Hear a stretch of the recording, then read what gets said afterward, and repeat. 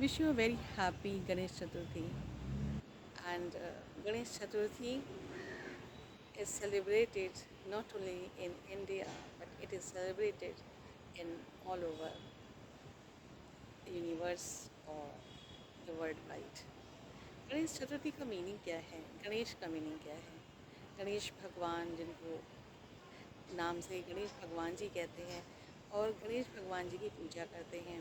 इनके बहुत बड़े बड़े कान होते हैं, बहुत लंबी सूंड होती है और इसी से वो पहचाने जाते हैं, लंबी सूंड वाले, बड़े बड़े कान वाले और बैठे हुए, कहीं कहीं पे खड़े हुए। आखिर ऐसा आज तक कोई भगवान हुए हैं? कभी हमने देखा, इंसान को ही नहीं देखा कि जिसके बड़े बड़े कान हों, लंबी सी नाक, सूंड वाली हो, तो भगवान के कैसे हो सकते हैं? भगवान जो कि निराकार है, ज्योतिर्बिंदु है, एक प्रकाश है, एक ज्योति है। लेकिन भगवान के साथ साथ कहते हैं भगवान निराकार शक्ति, उसके साथ शालिग्राम की भी पूजा होती है, देवी देवताओं की भी पूजा होती है। तो गणेश भगवान जी उन्हीं देवी देवताओं में से एक देवताएं हैं जिनको एक सिंबॉलिक रूप में बड़े कान वाला, लंबी सूंड वाला एक देवताओं के रूप में हम पूरे विश्व में इनकी आराधना करते हैं, उनकी पूजा करते हैं।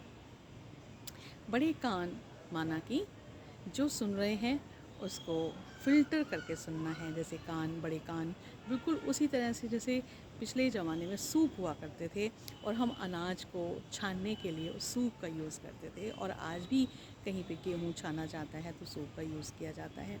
तो यानी कि कंकड़ पत्थर निकालना और गेहूँ को यानी कि अनाज को साथ में अनाज को रखते जाना, चुनते जाना।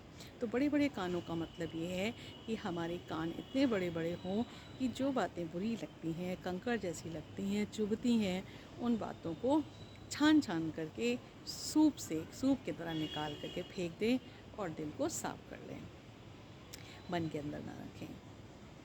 फिर सूंड दिखाते हैं, फूंक करके सूंड, हमेशा एक चींटी भी ना आने पाए उसकी सूंड में, यानी कि चींटी जैसी छोटी चीज़ भी जो विषैली हो सकती है, जो जान ले सकती है, उसको भी आप अपने यानी कि इसको कहते हैं चेक करना, चेकिंग और जज करना, चेकिंग और चेंज करना, चेकिंग और डिसीज़न लेना।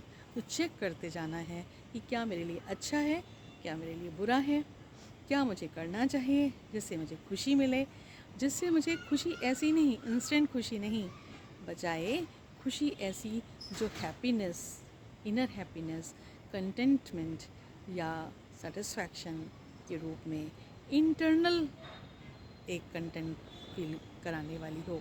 तो ऐसा हमारा जो सूंड है वो इसका इंडिकेशन है। तो ये दो चीज़ें गणेश जी की जो खास रखी जाती हैं।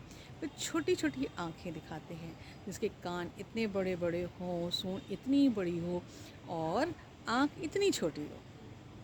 आँख छोटी होने का मतलब है गहराई से जांच करना, डीप लेवल पे जो चीज़ें हो रही हैं, जो इर्द गिर्द चीज़ें हो रही हैं, सामने हमारी पड़ रही हैं, उसकी हम गहराई तक उसका आंकलन हम कर पा रहे हैं या नहीं कर पा रहे हैं।